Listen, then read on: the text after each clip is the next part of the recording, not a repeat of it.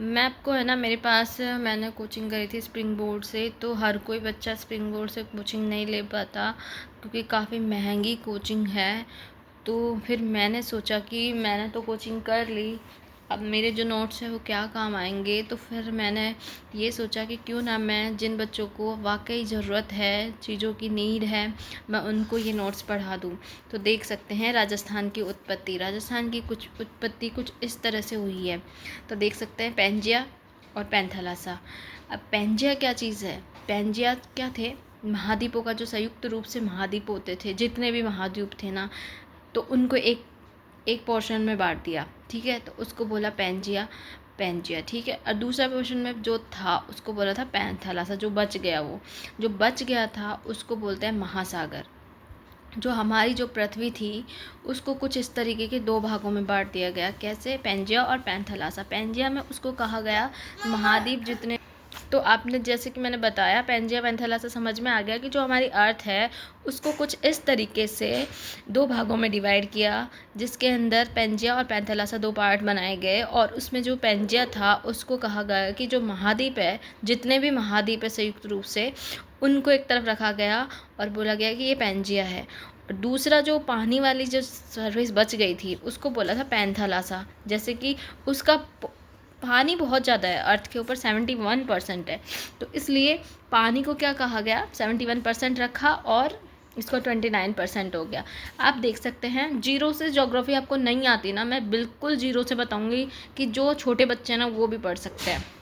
अब देख सकते हैं जो पेंजिया है उसको ये हमारे ऊपर की तरफ है और महासागर हमारे नीचे की तरफ है।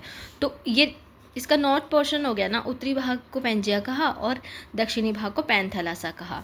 तो इसी तरह से, और अब महासागर तो बटने से रहा बच्चों कि महासागर को और किसी पार्ट में डिवाइड कर सकते हैं, तो महासागर को तो नहीं कर सकते क्योंकि तो इसका परसेंटेज भी बहुत ज़्यादा है और इसको हम पानी के अंदर तो क्या ही डिवाइडेशन करेंगे, है ना, महासागर में नहीं कर सकते कि, तो वही चीज़ है। तो पेंजिया जो महाद्वीप था, जिसमें महाद्वीप थे, वो 29% था, तो उसको हमने दो भागों में डिवाइड किया। एक उत्तरी भाग था उसका भी और एक दक्षिणी भाग था। जो उत्तरी भाग था, वेरी गुड गाइस, देख सकते हैं, तो देख सकते हैं दोस्तों, मैंने बताया था पेंजिया है, उसको दो पार्ट में बांटा गया। एक था अंगारा लैंड, दूसरा था गोंडवाना लैंड। अंगारा लैंड और गोंडवाना लैंड, ठीक है। तो अंगारा लैंड और गोंडवाना लैंड थे, इनके बीच में क्या था, एक तैथिस सागर, एक सन्नति जिसको बोलते हैं वो थी, तैथिस सागर। मतलब इन दोनों को दो भागों में, अंगारा लैंड को और गोंडवाना लैंड को जो अलग करता था वो था तैथिस सागर। अब आप देख सकते हैं जो तैथिस सागर था, अब अंगारा जो हमारे राजस्थान का जो निर्माण हुआ वो हुआ किससे, गोंडवाना लैंड और तैथिस सागर, इन दोनों का हमारे राजस्थान के निर्माण में मुख्य भूमिका है इन दोनों की, ठीक है। तो अब हम इन दोनों को पढ़ेंगे। नीचे देख सकते हैं एक चीज़ आ गई कि पेंजिया था, उसके दो चीज़ें। अब देखते हैं हम राजस्थान का निर्माण। राजस्थान का निर्माण कैसे हुआ, जो चीज़ें मैंने बताई है ना, आप बस उनको दिमाग में बैठा लो, आपको बिल्कुल चीज़ें समझ में आएगी, जीरो से समझ में आएगी। बिल्कुल हाई लेवल का मैं नहीं समझा रही, आप आराम से समझ पाओगे बहुत आसानी से, और मैं ट्रिक्स भी बताऊंगी छोटी छोटी, है ना। तो आपको है ना चैनल को लाइक करना है, सब्सक्राइब करना है, ताकि मुझे पढ़ाना और भी अच्छे लेवल का आता है, लेकिन मैंने ये सोचा कि मैं मतलब बच्चों को ऐसे बताऊं ताकि बच्चों को समझ में आ जाए, है ना। छोटे बच्चे जो भी स्टार्टिंग के बिगनर्स हैं वो आराम से समझ सके। आप देख सकते हैं गोंडवाना लैंड को और तैथिस सागर को हम शॉर्ट फॉर्म में लिख सकते हैं GT, GT, ठीक है। GT से क्या निर्माण हुआ है, राजस्थान का निर्माण हुआ है। G का मतलब हो गया गोंडवाना लैंड और T का मतलब हो गया तैथिस सागर। अब हमारा जो गोंडवाना लैंड है, ठीक है, उसको दो भागों में बांटा गया। कैसे? हाड़ौती का पठार और अरावली का पठार। मतलब कहने का मतलब ये है कि जो अरावली और हाड़ौती का पठार है, तो गोंडवाना लैंड से जो बने वो कौन बने, एक तो अरावली और हाड़ौती का पठार। गोंडवाना लैंड से इन दोनों का निर्माण हुआ। और तैथिस सागर से क्या बने, मरुस्थल और मैदान। हमारे जो अरावली और हाड़ौती का पठार है, ये हमारे प्रायद्वीपीय जो पठार है उसका हिस्सा है, ठीक है, उसका हिस्सा है। और जो मरुस्थल और जो मैदान है, ये है उत्तर का जो विशाल मैदान है ना, उसके हिस्से हैं, ठीक है, ठीक है। तो अरावली और आड़ोती पठार प्रायद्वीपीय पठार के हिस्से हैं, और मरुस्थल और मैदान है वो जो हमारे उत्तर में, जो उत्तर का जो विशाल मैदान है ना, मरुस्थल और जो मैदान है, ये हमारे उत्तर का विशाल मैदान है। भारत में जो उत्तर का विशाल मैदान है उसके अंदर आते हैं दोनों हिस्से, मरुस्थल और मैदान, तो उसके हिस्से हो गए। ठीक है, तो यहाँ तक आपको बात अच्छे से समझ में आ गई होगी। मैंने बताई पूरा पेज, मैं आपको ये नोट्स नहीं दे सकती, आप इन नोट्स को देखो और पढ़ो और लिख लो, जो भी करना है करो। तो हम पढ़ेंगे राजस्थान की स्थिति और विस्तार, बहुत ही आसानी से पढ़ेंगे। स्थिति किसके हिसाब से पढ़ेंगे? अक्षांश और देशांतर के हिसाब से राजस्थान की स्थिति कहाँ पर है ये पढ़ेंगे। ठीक है, तो राजस्थान की जो स्थिति है वो अक्षांश और देशांतर के हिसाब से मैं बताती हूँ। अक्षांश के हिसाब से राजस्थान की स्थिति है वो कहाँ है? उत्तरी गोलार्ध में है।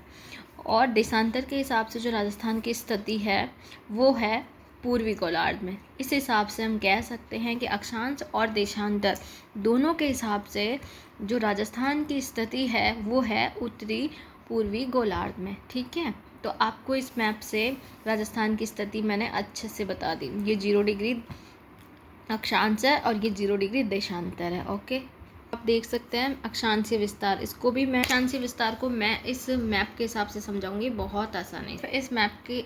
सिर्फ इस मैप से मैं आपको राजस्थान का अक्षांशीय विस्तार बहुत अच्छे से बता दूंगी। देख सकते हैं, तो खाओ, ये खाओ, कट करो, बच गया।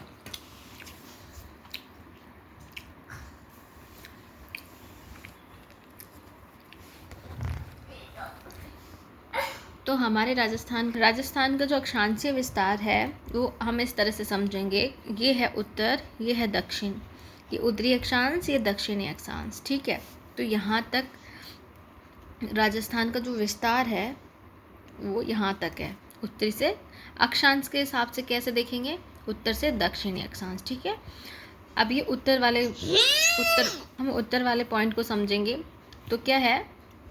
30 डिग्री 12 मिनट उत्तरी अक्षांश, यहाँ से शुरू होके हम देख सकते हैं दक्षिणतम बिंदु हमारा ये है, तो 23 डिग्री 03 मिनट दक्षिणी अक्षांश। ठीक है, इसके बीच की जो लंबाई है वो 826 किलोमीटर है। तो आप देख सकते हैं जो लंबाई है वो इस तरह से है। अब आप देख सकते हैं ये लेंथ कम है और ये लेंथ ज़्यादा है, इधर विस्तार ज़्यादा है। ठीक है, तो ये हमेशा कम रहेगी और ये हमेशा ज़्यादा रहेगी, इसकी लेंथ है वो। अब मैं बताती हूँ उत्तर में क्या है? सबसे ऊपर श्री गंगानगर के कोणा गांव। ठीक है, वहाँ से शुरू होता है और दक्षिणतम बिंदु बांसवाड़ा, ब से बोरकुंड गांव। ठीक है, तो ये चीज़ आपको याद रख लेनी है। यहाँ तक अक्षांशीय विस्तार है। ठीक है, इन अक्षांशों के बीच में जो अंतर है वो 7 डिग्री 09 मिनट का है। ठीक है, एक चीज़ और मैं आपको बता देती हूँ, जो हमारी कर्क रेखा होती है जिसको ट्रॉपिक ऑफ कैंसर लाइन भी बोलते हैं, वो राजस्थान के बांसवाड़ा डूंगरपुर से गुजरती है और इसकी वो कर्क रेखा यहीं से गुजरती है, आप देख सकते हैं, है ना। तो कर्क रेखा यहाँ से गुजरती है और इसकी जो लंबाई होती है वो हमारे राजस्थान के अंदर सिर्फ 26 किलोमीटर है। कर्क रेखा की लंबाई सिर्फ 26 किलोमीटर है। तो आपको ये चीज़ समझ में आ गई होगी, मैं आपको मुंह पे रटवा दूंगी, बहुत आसान है। तो कर्क रेखा की जो लंबाई है वो है 26 किलोमीटर और वो हमारे राजस्थान के दक्षिणतम बिंदु डूंगरपुर और बांसवाड़ा उससे होते हुए जाती है। ठीक है, और आपको ये चीज़ समझ में आ गई होगी, मैं फिर से बता देती हूँ। उत्तर में श्री गंगानगर है, गंगानगर में कोणा गांव से होते हुए दक्षिणतम बिंदु कौन सा है? बांसवाड़ा, बै से बोरकुंड। ठीक है, गांव तक इसकी ये अक्षांशीय विस्तार देख सकते हैं। ठीक है, उत्तर से दक्षिणी अक्षांश तक। अब मैंने आपको एक चीज़ बताई, कर्क रेखा यहाँ से गुजरती है, वो भी आपको समझ में आ गई। बस इतना ही है राजस्थान का अक्षांशीय विस्तार समझने के लिए। अब मैं आपको बताती हूँ 21 जून, जो 21 जून है वो कितना इम्पोर्टेंट डे है। इस दिन क्या क्या हुआ, क्या क्या है ना, मतलब अब राजस्थान के अंदर जो सबसे बड़ा दिन होता है, सबसे बड़ा दिन वो 21 जून को होता है ना। देख सकते हैं 21 जून को क्या क्या है। देखो इस दिन 21 जून के दिन सबसे बड़ा दिन, सबसे छोटी रात होती है, कर्क संक्रांति मान बोला जाता है। और इसी दिन 21 जून को 2015 से, 21 जून है ना, उसको 2015 से क्या कहा जाता है, अंतर्राष्ट्रीय योग दिवस के रूप में मनाया जाता है। ओके, तो आपको ये चीज़ समझ में आ चुकी। अब मैं आपको बताती हूँ राजस्थान का देशांतरीय विस्तार। देशांतरीय विस्तार को किस तरह से समझ सकते हैं आप, ठीक है। अब देख सकते हैं बहुत आसानी से, आपको कुछ भी नहीं करना, आपको मैप से याद रखना है देशांतरीय विस्तार किस तरह से देशांतरीय विस्तार है। तो देशांतर के हिसाब से हमारा राजस्थान किधर है, हमारा राजस्थान है पूर्वी गोलार्ध में। ओके, पढ़ते हैं सिलाना गांव। सिलाना गांव है वो कहाँ पड़ता है, धौलपुर में। तो ये पूर्वी पॉइंट है इसका और ये पश्चिमी पॉइंट है, ठीक है। तो इन दोनों के बीच में कितना डिस्टेंस है, 869। वहाँ पे क्या था, 826। ओके, 826। और इसके जो पश्चिम में जो पॉइंट है, मतलब कितना हो गया देशांतर, पूर्वी देशांतर, ये है गुणंतर डिग्री 30 मिनट से 78 डिग्री 17 मिनट, ठीक है। तो यहाँ पे जो पश्चिमतम बिंदु है वो कौन सा है, बताओ मुझे, जैसलमेर। जैसलमेर के कटरा गांव, कटरा गांव से धौलपुर के सिलाना गांव, ठीक है। ये पूर्वी देशांतर हो गया इसका, ठीक है।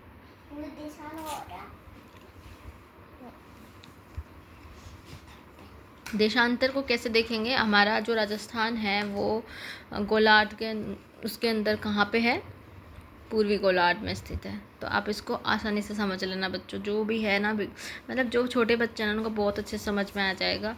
मैं ज़्यादा डिटेल में, बहुत ज़्यादा डेप्थ में नहीं बता रही, मैं आराम से समझने जैसा बता रही हूँ, तो आप दिमाग में छप जाएगा इस चीज़ को सुन के मात्र।